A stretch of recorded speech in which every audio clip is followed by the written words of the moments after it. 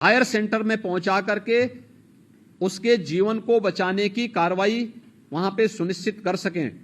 Trained man power, health विभाग को मैंने कहा था, इन सभी एक्सप्रेस हाईवे से जुड़े हुए विभागों को ही मैंने कहा था कि वे इस चीज को सुनिश्चित करें। एनएचएआई भी इसके साथ जुड़े, कैसे इस कार्यक्रम को हम आगे बढ़ा सकते हैं, इन चीजों को सुनिश्चित करें। अवैध पार्किंग के बारे में हमें इस पर अवश्य विचार करना होगा। अब हम लोग आते हैं खासतौर पर 734 जो नगर निकाय हैं। देखिए, नगर निकायों पर शासन पैसा देता है। नगर निकायों को कैसे आप आत्मनिर्भर बना सकते हैं, इसके बारे में नगर विकास विभाग ने कुछ कार्रवाई प्रारंभ की है।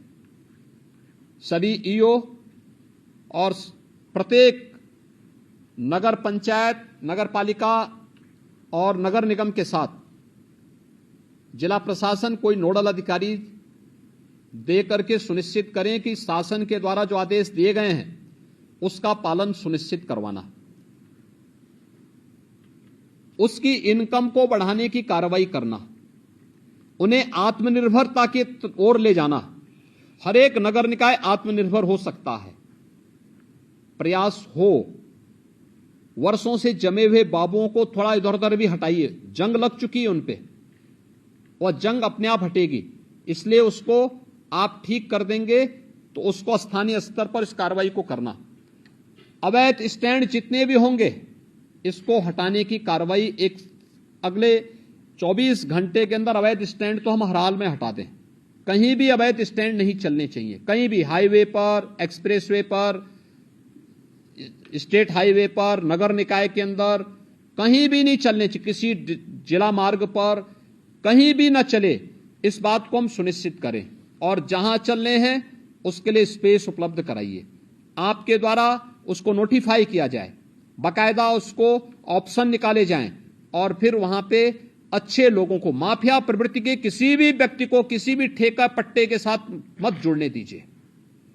एक भी माफिया जुड़ेगा उसका पूरा गैंग फिर वहां पर अनैतिक और अवैध गतिविधियों का अड्डा बना देगा। हर एक माफिया की कमर तोड़ डालिए। कोई भी अवैध और अनैतिक गतिविधि उसको मत संचालित करने दीजिए। उसकी आर्थिक स्थिति अगर मजबूत होगी तो आपका जीना हराम कर देगा। उसकी आर्थिक गतिविधि को पूरी तरह ब्लॉक कर देना। और ये जितने भी अवैध स्टैंड चल रहे हैं, डग्गा मार बसें चल रही हैं, ओवर लोडिंग के कार्य चल रहा है, इसमें माफिया ग्रुप अभी भी हावी है। इसको रोकना, हर एक हाल में रोकना। मंत्री समूह जून प्रथम सप्ताह में हर जनपद में जाएगा। फिर से मैं भी हर जनपद में जाऊंगा। मेरे पास भी अनेक हर जनपद की रिपोर्ट प्रतिदिन आती है। उस समय मेरे पास किसी भी जनपद से कोई नकारात्मक रिपोर्ट नहीं दिखनी चाहिए, और इस बात को सुनिश्चित करना है। दूसरा, नगरीय क्षेत्रों में निराश्रित गोवंश या आवारा कुत्तों को संरक्षित करके सड़क से बाहर करना, यह नगर निकाय की प्राथमिक जिम्मेदारियों में आती है। नगर निकायों ने अपनी जिम्मेदारी नहीं समझी है और इसको समझना होगा। सड़कों पर गोवंश न रहे, इसके लिए कान्हा ओपन की व्यवस्था करना हो, पीपीपी मोड पर कोई कार्यक्रम चलाना हो। जितने भी आवारा कुत्ते हैं, सड़कों पर घूमते हैं, अन्य उसके बारे में व्यवस्था देना। हम ये भी सुनिश्चित करें कि तमाम लोग घर में भी अपना पालतू कुत्ता रखते हैं। हम सुनिश्चित करें कि वे साफ सफाई की व्यवस्था करके रखें और उन्हें सड़कों पर टहलाने के लिए ले जाकर के सड़कों पर गंदगी न पैदा करवाएं, और आवश्यकता पड़ती तो उनका रजिस्ट्रेशन सुनिश्चित कराएं। उन पर निश्चित एक समय सीमा के अंदर उन्होंने उन्हें वैक्सीनेट किया है कि नहीं किया, यह भी सुनिश्चित करवाना।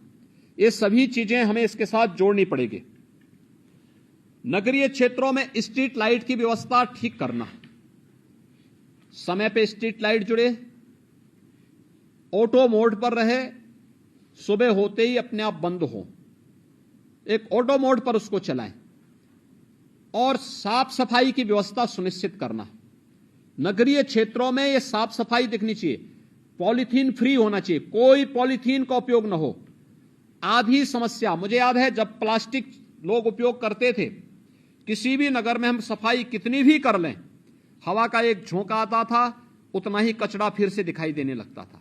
प्लास्टिक फ्री होने के बाद सड़कें अब साफ सफाई दिखने लग गई हैं। लेकिन जहां पे प्लास्टिक को अभी भी बैन नहीं किया गया है, वहीं पर यह समस्या आती है, कचरे की समस्या वहीं आती है, गंदगी की समस्या वहीं आती है। प्लास्टिक हर हाल में बैन किया गया है, उसको कतई आप लोग अलाउ मत होने दीजिए।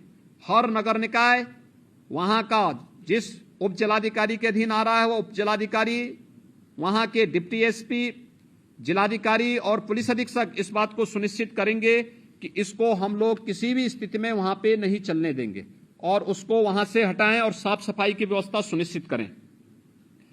आईटीएमएस 17 के 17 नगर निकाय जो नगर निगम हमारे हैं, इसमें आईटीएमएस 10 में स्मार्ट सिटी मिशन के अंतर्गत है तो बन चुका है या बन रहा है। शेष 7 में राज्य सरकार, राज्य शासन की ओर से, नगर विकास की ओर से आईटीएमएस बनना है।